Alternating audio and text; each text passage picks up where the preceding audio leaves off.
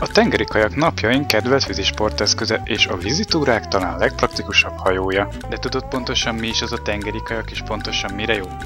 Nem? Na ezen könnyen segíthetünk. Azt már gondolom kitaláltad, hogy ez egy kajak.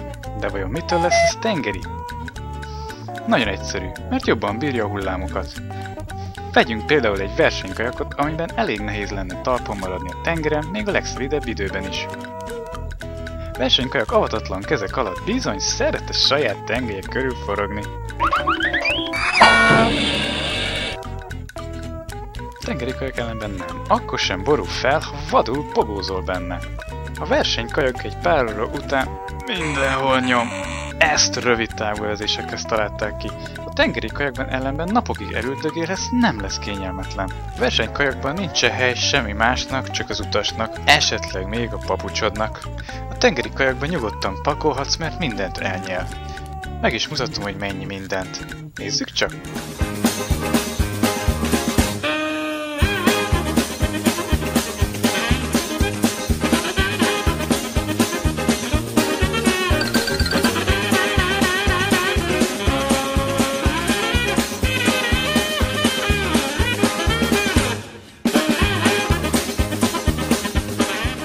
A tengeri kajakok között is léteznek különböző méretek.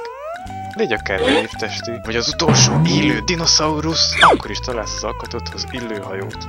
Összefoglalva a tengeri kajakok nagyon stabil, bárki számára biztonságra használható hajók kortól, nemtől függetlenül. A páros tengeri kajakokban akár a gyermekeiddel is vígan lapátolhatsz.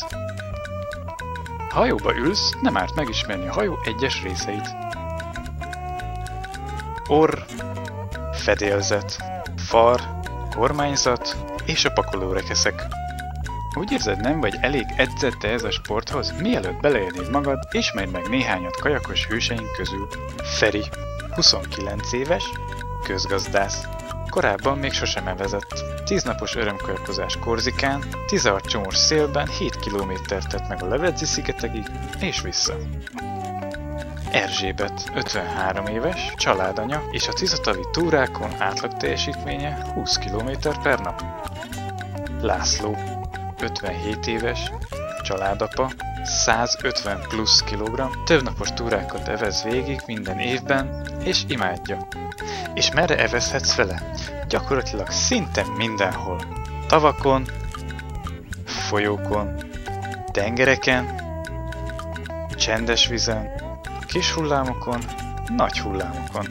És milyen időben? Napsütésben, esőben, ködben, és még hóban is, ha megfelelő ruházattal rendelkezel. És hová jöhetsz el velünk, ha kedvet kaptál?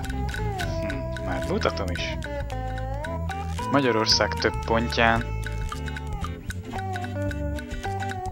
Európa számos területén,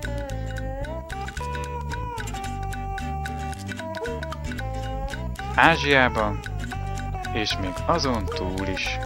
Ha eldöntötted, hogy kipróbálod, válasz magadnak túrát, látogass el ide www.tengerikajak.hu és csemegész kedvedre a túráinkból.